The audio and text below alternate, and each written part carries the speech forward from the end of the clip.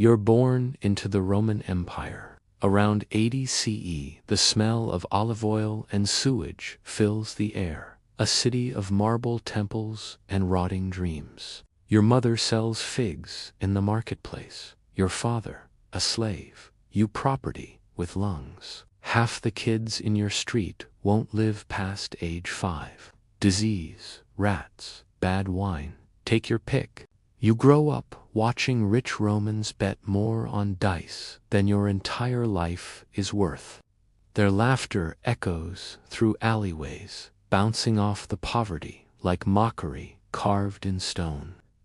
One day, your mother whispers the secret everyone already suspects. Your father wasn't just a slave, he was a gladiator, a killer, a showman, a disposable hero. You stare at the distant Colosseum under construction, that giant wound in the earth where men go to die for applause. And you wonder, will you die there too? Spoiler, yes. Probably before you even get good at fighting. It happens when you're 10. The Colosseum finally opens. Emperor Titus himself dedicates it with 100 days of games. The city smells of blood and perfume. Trumpets blare. People cheer, and you're dragged there in chains. Not to watch, to serve. You're too young to fight, but old enough to clean. The arena stinks of iron and fear. The sand is sticky, not with sweat. You scrub it anyway. And then you see it, a gladiator being dragged past you, bleeding out, armor cracked open. You catch a glimpse of his face and realize it's your father. He looks at you just once. No words, just defeat. A guard spits. That's what happens when you lose. Later that night, your new owner, a lanista, a gladiator trainer, tells you the truth. Your father died, owing him money, and now you'll pay it back. In blood, you think about running, but there's nowhere to go. You're branded property of the ludus. The lanista chuckles. Your father swung a sword. You'll swing one too. Maybe you'll even die better than he did. You don't cry. There's no point. Rome doesn't care about tears, only spectacle. You fall asleep listening to the distant roars of the crowd, realizing you've inherited a curse disguised as entertainment. Tomorrow, training begins, age 12. You wake up before sunrise in a stone barracks with 50 other boys. Most are slaves, some volunteered idiots chasing fame. Your diet, barley, porridge, beans, and vinegar water.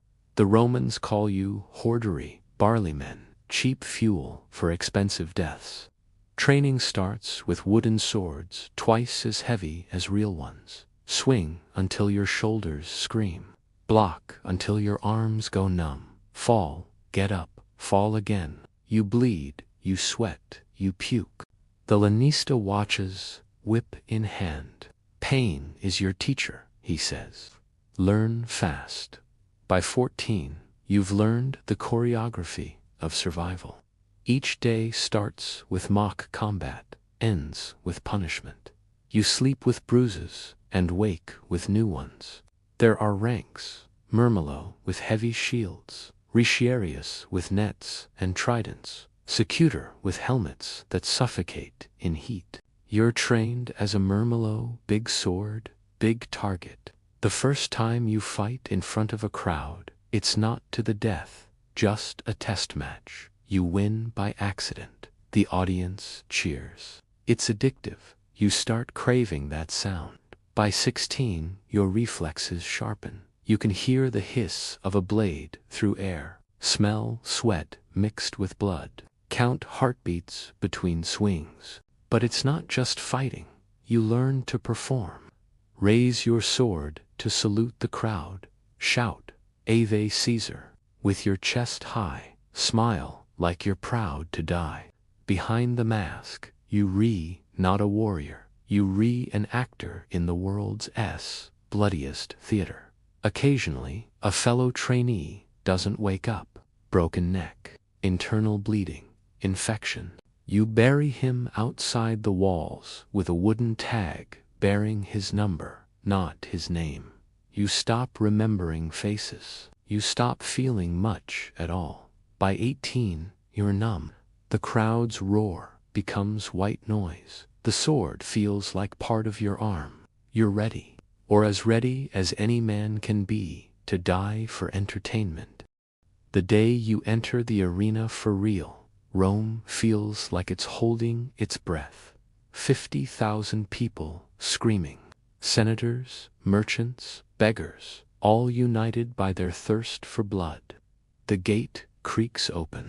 You walk out into sunlight, so bright it burns your eyes.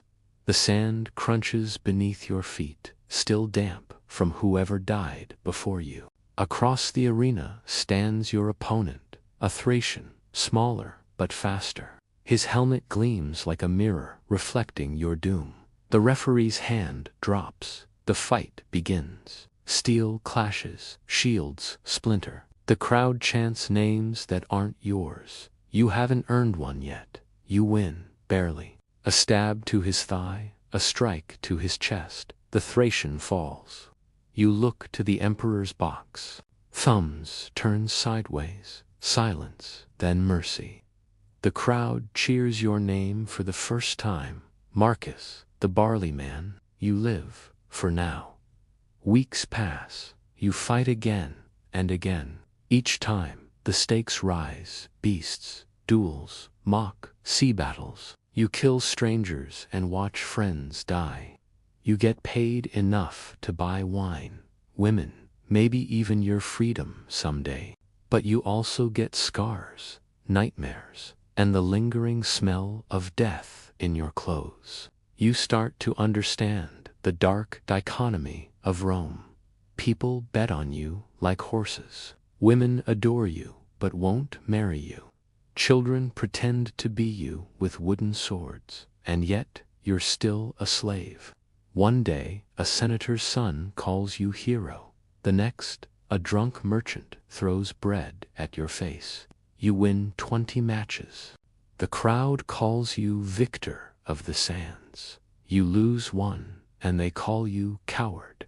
A few rare gladiators earn freedom. A wooden sword called a rudes. You dream of it every night. Then one evening, after a particularly brutal fight, where your best friend's throat is slit beside you, the lanista congratulates you. The crowd loved it. You made me rich. You feel sick, not from blood, but from the applause. You realize that Rome doesn't cheer for courage. It cheers for death. You're not a hero. You're a distraction from taxes and plagues, and every victory just delays your execution by another day. You start waking up in the middle of the night, gasping, dreaming of the faces you've killed. Sometimes you see your father not dying, but clapping. Other times you see yourself bleeding out in front of thousands. You drink more. You fight worse. You smile on the outside, rot on the inside. The lanista tells you to take a student, train him like your father trained you. The boy's only 12. Wide-eyed, excited. He thinks being a gladiator means fame and feasts. You can't bring yourself to tell him the truth. You teach him to block, to swing, to die without crying. One day he asks, "When did you stop being scared?" You answer, "I never did." He laughs, thinking you're joking. You're not. Your hands shake when you clean your sword. Not from fear of dying, but from fear of forgetting why you should care. You've become exactly what Rome wanted, entertainment. And the worst part, you don't even hate it anymore. Years later, your name fades from the walls of the Colosseum. Your bones rest beneath the arena, part of its foundation. Tourists will walk over you one day, snapping pictures, never knowing who you were. Rome will fall, but its thirst for spectacle never will. Every empire builds its Colosseum, just with different tools. Screens instead of sand, cameras instead of swords. You were a slave in chains. Today, we're slaves to applause. Different century, same crowd. Thanks for watching. If you thought dying in the arena was bad, wait until you hear what life was like for a medieval plague doctor, coming next week.